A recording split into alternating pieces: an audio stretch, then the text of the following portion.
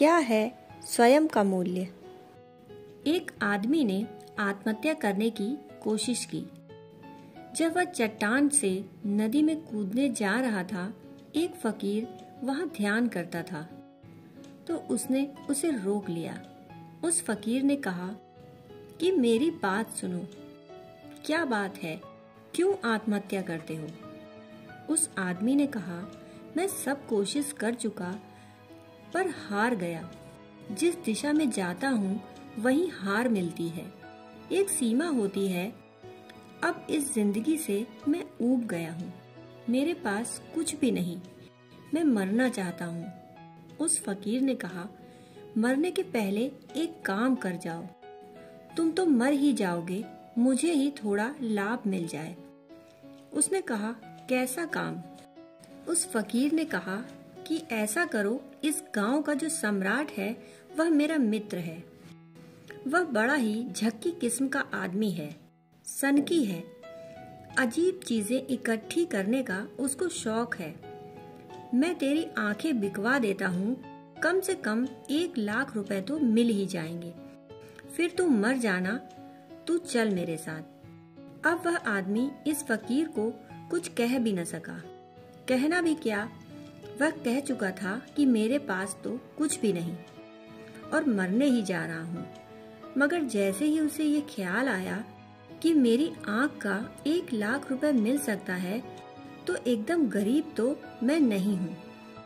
सम्राट के घर तक पहुँचते पहुँचते उसने तय कर लिया कि यह मामला तो ठीक नहीं है। आंख बेचना ठीक नहीं, मरने की तो वह भूल ही गया। फकीर भीतर गया, सम्राट को राजी कर लिया। इस आदमी को बुलाया गया। सम्राट ने कहा कि ठीक है, आंखें निकलवा लेते हैं, तू 1 लाख रुपया ले लेना। उस आदमी ने कहा, क्या समझा है तुमने मुझे? मैं अपनी आंख बेचूंगा? सम्राट ने कहा, अगर तुम्हें ज्यादा दाम चाहिए तो वैसी बात करो। 2 लाख तो 2 लाख, जितना मांगोगे उतने दूंगा।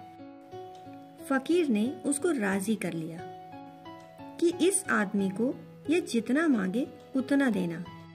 10 लाख चाहिए, 10 लाख दूंगा। कान भी खरीद लेंगे, दांत भी खरीद लेंगे, तेरे हाथ भी खरीद लेंगे, तेरे पैर भी, और तू तो मरने ही वाला है। उस आदमी ने कहा, मैं बेचना ही नहीं चाहता। वह फकीर बोला, लेकिन भाई, तू तो कह रहा था तेरे पास कुछ है ही नहीं, तू मरने जा रहा है। उसमें आंख भी मरती, कान भी मरते, हाथ पैर सब मर जाते, और तू कहता था तेरे पास कुछ भी नहीं। और जब 10 लाख आंख के मिल रहे हैं, सिर्फ आंख के मिल रहे हैं, अभी तो अपना और सामान बेच, मैं करोड़ों दिलवा दूंगा। वह आदमी तो खड़ा हो गया।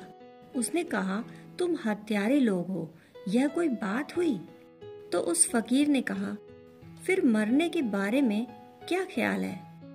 उसने कहा कि मैं अब मर नहीं सकता। अब मुझे पहली दफा ख्याल आया कि मेरे पास आंखें हैं जिनको मैं 10 लाख में नहीं बेच सकता। लेकिन मैंने इन आंखों के लिए परमात्मा को कभी धन्यवाद नहीं दिया। मैं रोना ही रोता रहा कि मेरे पास यह नहीं, वह नहीं। मैं शिकायतें ही करता रहा। मेरी जिंदगी शिकायतों की एक लंबी गाथा है। तुमने मुझे ठीक ही आगाह कर दिया। उस फकीर ने कहा, इसीलिए मैं तुझे यहाँ ले आया था। अब तेरी मर्जी, तुझे जो करना हो। उस दिन से उस आदमी की जिंदगी बदल गई। उस दिन से वह मंदिर में जाकर प्रभु को धन्यवाद देने लगा। तेरी कितनी अनुकंपा है, तूने मुझे इतना दिया और मेरी कोई पात्रता भी नहीं। किस कारण दिया यह भी मुझे पता नहीं। तेरा बहुत धन्यवाद। मुझे कुछ और नहीं चाहिए, जो दिया है यही क्या कम है। हम जरा सोचना शुरू करें, कितना है हमारे पास, और हम चकित हो जाएंगे। इतना है कि हम कितना ही धन्यवाद दें, धन्यवाद थोड़ा पड़ेगा, और अकारण मिला है सब। हमने इसे अर्जित नहीं किया, यह उपहार है, यह परमात्मा की भेंट है। और इस भेंट के लिए हमने कभी परमात्मा को धन्यवाद भी नहीं दिया।